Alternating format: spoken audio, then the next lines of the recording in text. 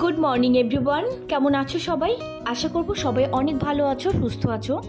আজকে না বেশ অনেক দিন পর তোমাদের সাথে একটা ডেইলি লাইফস্টাইল ব্লগ আমি শেয়ার করতে চলেছি। বেশ কিছুদিন হয়ে গেল, মাঝখানে আমি কিন্তু সেরকম ডেইলি লাইফস্টাইল ব্লগ আমি শেয়ার করতে পারিনি। কিছু শপিংয়ের ভিডিও শেয়ার করেছিলাম তোমাদের সঙ্গে, পরপর বেশ কয়েকটা শপিংয়ের ভিডিও গেছে। তারপরে আমি বিয়েবাড়িতে গিয়েছিলাম, পরপর দুটো বিয়েবাড়ির ব্লগ গেছে। তারপরে কিছুদিন আবার গ্যাপ গেছে, ভিডিও দিতে পারিনি, শরীরটা খুব খারাপ ছিল।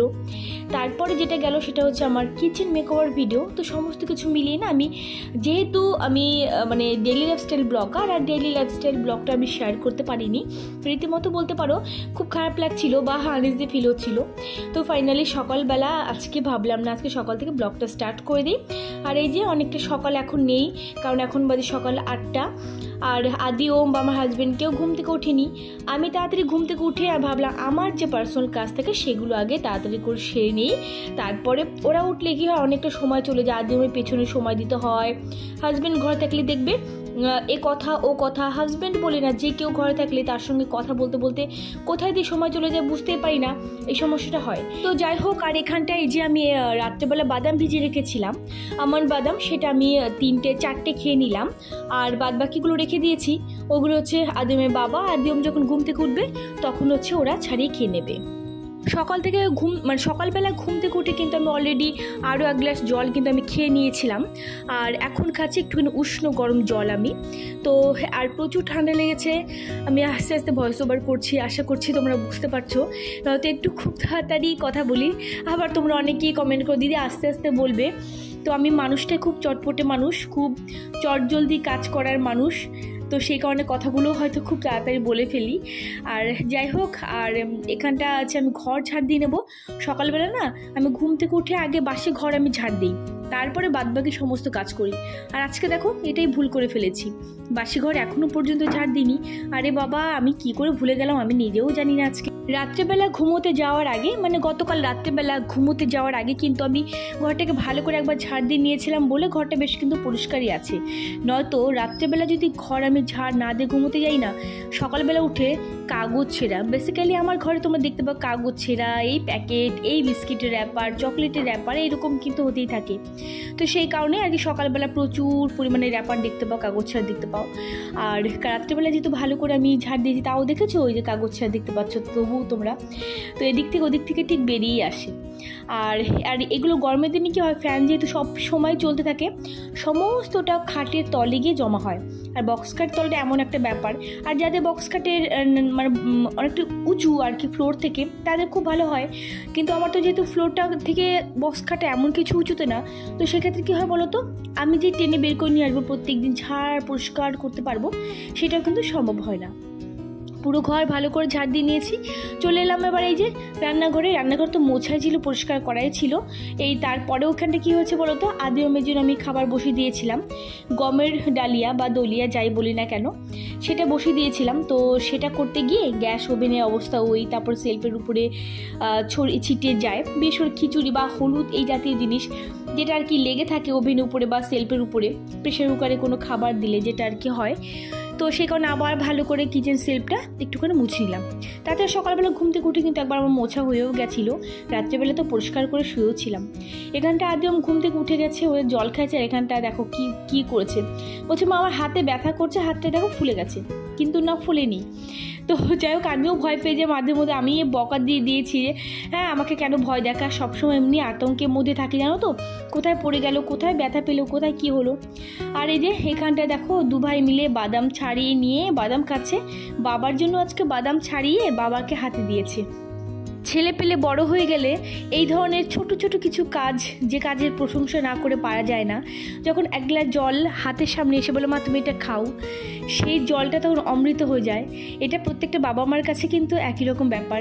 আমার যখন একটু শরীর খারাপ লাগে না, ওরা প্রথমে আমি যদি বলি ভালো লাগছে না আমার, বা আমার কোনো একটা প্রবলেম হচ্ছে, হয়তো আমার যাই হোক কোনো একটা প্রবলেম হচ্ছে, আমার আদি ওমের আগে টার্গেট থাকে 1 গ্লাস চিনি লবণ জল গুলিয়ে এনে আমাকে দেবে, সে যে প্রবলেমে হোক না কেন, আমার পেটে ব্যথা হোক বা যাই হোক না কেন, ওরা আগে আমাকে দেবে। আর এই যে বাদাম নিজে ছাড়িয়ে খেলো, তারপর বাবাকেও দিল, বাবাও তো খুব খুশি। চলে আসলাম এবার এই যে এই বেডরুমে এই বেড কভারটা চেঞ্জ করব। আর তার আগে এই যে শীতকালের যা হয় আর কি। আর এখন দেখেছো ওয়েদারটা কত পরিমাণে খারাপ, যে রাত্রেবেলা ঘুমোতে যখন যাচ্ছি তখন কিন্তু এই 2 দিন ধরে কিচ্ছু গায়ে দিতে হচ্ছে না, কিন্তু তা বলে ওই ব্ল্যাঙ্কেটগুলো তুলে দেবো সেটাও না। ভোরবেলার দিকে ভীষণ শীত করছে, গরমের মানে গরম গরম একটা আবহাওয়া চলে এসছে। এদিকে আবার কিন্তু ঝড় বৃষ্টি হবে সেটাও কিন্তু খবর পাচ্ছি। এই ওয়েদারটা সাংঘাতিক পরিমাণে খারাপ, কি বাচ্চাদের জন্য কি বড়দের জন্য, প্রত্যেকের জন্য। সবসময় যেন বাচ্চাদেরকে খুব সাবধানে রাখবে, যাদের বাড়িতে ছোটো বাচ্চা আছে ভীষণই মানে কি বলবো, মানে যাদের ঠান্ডা একটুতে লেগে যায় তাদের তো কোনো কথা নেই, সে সমস্ত মায়েদের তো অনেক বেশি কেয়ারফুল থাকতে হয় আরও। যাই হোক, কারণ কথাটা আমি কেন বললাম, আমার আদিমকে নিয়ে তো ভুগেছি বা এখনও ভুগি ঠান্ডা নিয়ে। আর এই সমস্ত ওয়েদারে প্রত্যেকেরই শরীর খারাপটা অনেকটা পরিমাণেই হয়। কথা বলতে বলতে এই ঘরে বেড কভারটাও আমার ক্লিন করা হয়ে গেল, মানে তুলে আর একটা বেড কভার আমি তুলে দিলাম, তার পেতে দিলাম। কি উল্টোপাল্টা বকছি আজকে তোমাদের সাথে, অনেক দিন পর কথা বলছি তো বেশ কথা বলেই যাচ্ছি জানো তো, আর মাঝখানে মিউজিকও দিচ্ছি না, হয়তো একটু কথা বলি একটু মিউজিক দিই, বাট আজকে পুরো কথা বলেই যাচ্ছি। তো আজকে হচ্ছে দুপুরে রান্না করব হচ্ছে উচ্ছে ভাজি। খুব উচ্ছে ভাজি খেতে ইচ্ছে করছে, 2-1 দিন ধরে না উচ্ছে ভাজি করবো মানে করা হচ্ছে না, ফ্রিজে রয়েছে তারপরে হচ্ছে না। আর উচ্ছে ভাজি হবে, আর তার সাথে হবে হচ্ছে মাছের তরকারি, কাতলা মাছের কালিয়াটা করবো আজকে।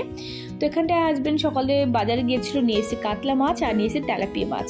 তেলাপিয়া মাছটা প্রথম ভেবেছিলাম করব, কারণ অনেক দিন হয়ে গেছে না তো তেলাপিয়া মাছ খাই না, অনেক দিন হয়ে গেছে, প্রায় বলতে পারো মাসখানিক তারও উপরে।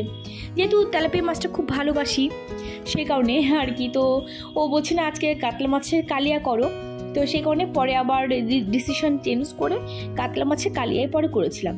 আরে আমি জানো তো যে মাছে আমি ধুই না কেন, এরকম ট্যাপ চালিয়ে দিয়ে আমি তারপরে ভালো করে ধুই। আমার একদমই পোষায় না গাবলার মধ্যে করে জল নিয়ে মাছ নিয়ে বারবার করে ধুয়ে জল ফেলা, আবার জল নিয়ে ধোয়া। আমার মনে হয় যে মাছ একদমই পরিষ্কার হয়নি, ভেতরে নোংরা রয়েছে। তোমাদের ক্ষেত্রে এরকম হয় কিনা জানিও আমাকে। তো এরকম ট্যাপ চালিয়ে দিয়ে কিন্তু আমি অনেকক্ষণ বসে বসে ধুই। কাতলা মাছটা প্রচুর তেল ছিল আজকে, মানে পুরো সিঙ্কটা পুরো তেলে পরিপূর্ণ হয়ে গেছে। আশা করছি তোমরা বুঝতে পারছো। মাছগুলো আমার ধোয়া হয়ে গেছে। মাছগুলো ফ্রিজে কি তুলে রাখবো তার আগে আমার যেটা মেন কাজ থাকে সেটা হলো হচ্ছে সিঙ্কটা ভালো করে ক্লিন করার। এটা যতক্ষণ পর্যন্ত ভালো করে আমি ক্লিন না করব আমার একদম ভালো লাগবে না, মানে আমার আস্তে আস্তে গন্ধ লাগবে, বিচ্ছিরি লাগে, আমার সহ্যই হয় না তখন আর। তো সেই কারণে আমি হচ্ছে এখানটা ভিম লিকুইড দিয়ে ক্লিন করে দিচ্ছি। আর যে ভিম লিকুইড দিয়ে ভিনিগার দিয়ে আমি একটা যে লিকুইড ফর্মটা তৈরি করি ওটার তৈরি করা আছে, বাট ওটা যে স্প্রেয়ারটা না খারাপ হয়ে গেছে, আমি জানিও না কখন কীভাবে খারাপ হলো। স্প্রে করতে আছি দেখে স্প্রে হচ্ছে না, সে কারণে ভিম লিকুইড দিয়ে আমি ক্লিন করে দিলাম। আর চারিদিকেও ব্যাপারটা ভালো করে ক্লিন করে দেবো। ট্যাপ মানে চারিদিকে যত যা আর কি মাংস ধোয়ার পর, বিশেষ করে মাছ ধোয়ার পর ভালো করে ক্লিন না করলে আমি সেই জায়গায় আমি দাঁড়াতেই পারবো না।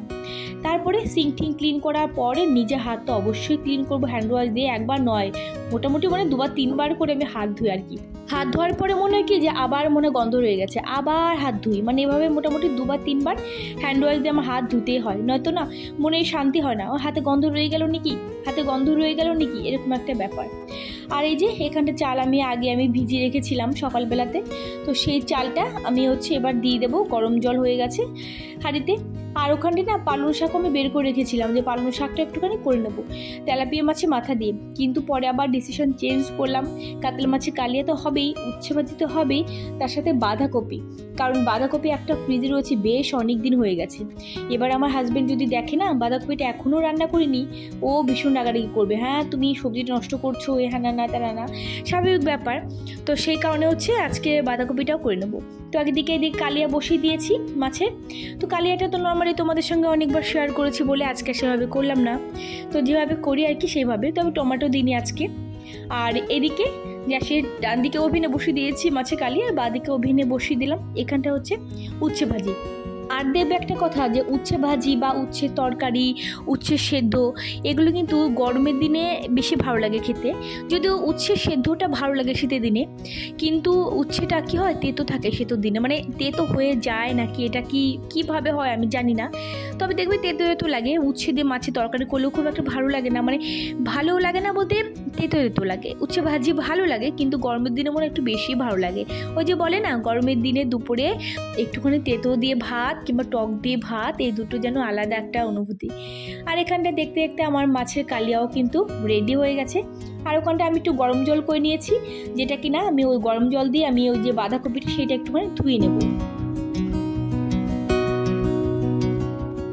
তো এখানটা আমার নামানো হয়ে গেছে হচ্ছে মাছের কালিয়া। দেখতে যেমন সুন্দর লাগছে, খেতেও কিন্তু অসাধারণ হয়েছিল। এটা একবেলার জন্যই হলো। আর এই যে আমি কিন্তু এখানটা বাঁধাকপিটাকে উষ্ণ গরম জল দিয়ে আমি ধুয়ে ভালো করে জল ঝরিয়ে রেখেছিলাম, সেটা এবার রান্না করে নেব। আমি জানো তো আগে বাঁধাকপি, আমি বলি না, আমরা কিন্তু প্রত্যেকে কিন্তু বাঁধাকপিটা ভালো করে জল দিয়ে গরম জলে সেদ্ধ করে নিয়ে তারপরে করি। এতে না দেখি কি বেশি একটা ভালো লাগে না, বাঁধাকপিটা পুরো নেতিয়ে যায় আর টেস্টও সেরকম লাগে না। কিন্তু এখন আমি কি করি, গরম জল দিয়ে একটু ধুয়ে নিই। আর গরম জল দিয়ে ধোয়াটা অবশ্যই দরকার, কারণ যে ধরনের পয়জন ইউজ করা হয় না বাঁধাকপি ফুলকপিতে, সেটা আমাদের শরীরের পক্ষে খুবই খারাপ। না ধুলে কিন্তু একদমই মানে না ধুয়ে খাওয়াটাও কিন্তু একদমই ঠিক না। আর ঠান্ডা জলে দেওয়ার থেকে আমার মনে হয় গরম জলে ধোয়াটাই বেশি ভালো, সে কারণে গরম জলে ধুই নেই। আর সেদ্ধ এখন আমি আর করি না। তো বাঁধাকপি ভাজি করেছিলাম, উচ্ছে ভাজি করেছিলাম, আর তার সঙ্গে মাছের কালিয়া, বাস এই দুটো হলো আজকে দুপুরের আমাদের লাঞ্চ মেনু। আর ওদিকে রান্না করতে করতে কিন্তু বাসন আমার অনেকটা মাজা হয়ে গেছে, রান্নাঘরে মোটামুটি বলতে পারো অনেকটা ক্লিন হয়ে গেছে। আর তার সঙ্গে সঙ্গে এই যে ডাইনিং টেবিল উপরে নোংরা হয়ে গেছে, মানে বাচ্চা কাচ্চা ঘর থাকলে যা হয় আর কি, এটা ওটা মানে সমস্ত কিছু ওই ডাইনিং টেবিল উপরে মানে ফেলবে, এ করবে ও করবে, যেটা হয়। আর শুধুমাত্র আমার ডাইনিং টেবিল বলে না, আমার পুরো বাড়ি মানে ঘরে মাথা থেকে ও মাথা পুরোটাই মানে নোংরা হয়। আর এখানটা দেখো আমি গরম জল করে নিয়েছি, আমার গিজারটা একটু সমস্যা হচ্ছে বলে আর কি গিজারের গরম জল বেরোচ্ছে না, আর কি হচ্ছে না কাজ। গরম জল করে নিলাম। আদিমের স্নান তো আগে হয়ে গেছিলো, আমিও স্নান টান করে আসলাম, হাজব্যান্ডও স্নান টান করে খেতে বসি। আদিম ওই পাশে ঘরে খাচ্ছে আর টিভি দেখছে। কি খবর, কেমন আছো সবাই? আশা করছি সবাই ভালো আছো, সুস্থ আছো। অনেক দিন পর এরকম সামনাসামনি এসে কথা বললাম। অ্যাকচুয়ালি কি বলো তো, বেশ কয়েকটা ব্লগ পর গেছে, ফ্যামিলি ব্লগ মানে ডেইলি লাইফস্টাইল ব্লগ তোমাদের সঙ্গে শেয়ার করতে পারিনি। ঘুরতে গেছিলাম, মার্কেটিং করতে গেছিলাম, বেশ কয়েকটা পর মার্কেটিংয়ে ভিডিও দিয়েছি, বিয়ে বাড়ি ব্লগ দিয়েছি, তারপরে মেকওভার ভিডিওটা দিলাম। তো সব কিছু মিলিয়ে সামনাসামনি এসে যে একটা কথা বলা সেরকমটা হয়নি। তো ফাইনালি আজকে আমি একটা অনেকদিন পর ডেইলি লাইফস্টাইল ব্লগ শেয়ার করলাম। গলার অবস্থা খুব বাজে, কাশি, এর জন্য মাঝখানে কিছুদিন আমি ভিডিও দিতে পারিনি। ঠান্ডা লেগেছে, ঠান্ডা সারা কোনো নামই নিচ্ছে না, বেশ অনেক দিন ধরে ঠান্ডা লেগেছে তোমরা জানো। তারপরেও ঠান্ডা মানে কমছেই না, মানে কী যে করবো বুঝতে পারছি না। আমার ঠান্ডার ধাত একটু অনেকটা আছে, মানে কি বলবো তোমাদের, দেখতে দেখতে ঠান্ডা লেগে যায়, মানে বাচ্চাদের মতো অবস্থা হয়। এখন করব আমার জন্য হচ্ছে লিকার চা, আর একটু পরে ওপর থেকে একটা ভাই একটা বোনকে, মানে ওপরে আমাদের ওপরে থাকে, আসতে বলেছি, আসবে।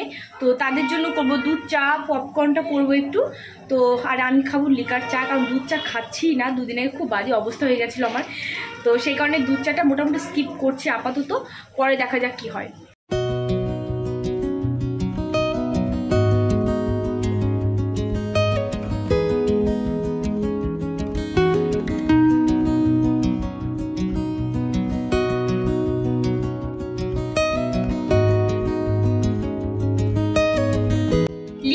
খেলে না চা খাওয়ার মানে একটা তৃষ্ণা, সেটা থেকে যেমন কি খাইনি শুধুমাত্র গরম জল খেলাম এরকম মনে হয়।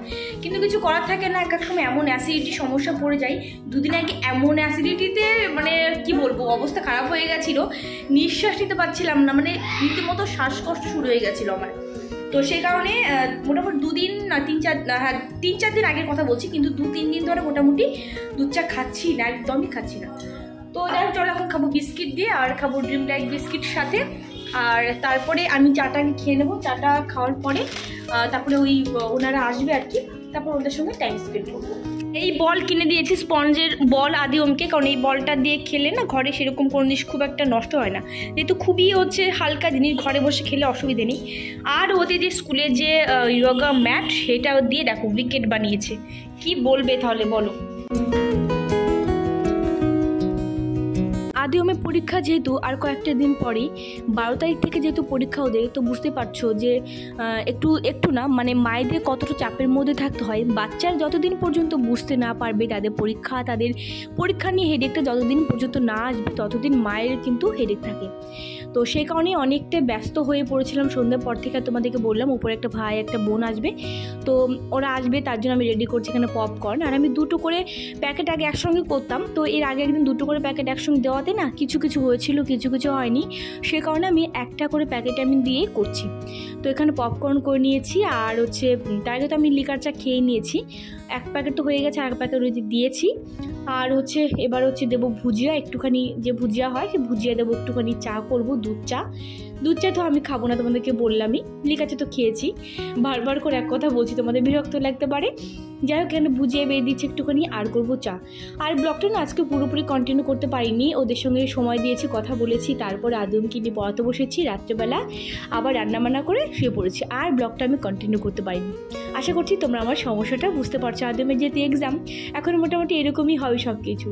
তো চলো আজকের মতো ব্লগ তাহলে এখানটায় আমি শেষ করব। একদমই খাপছাড়া লাগছে দেখতে।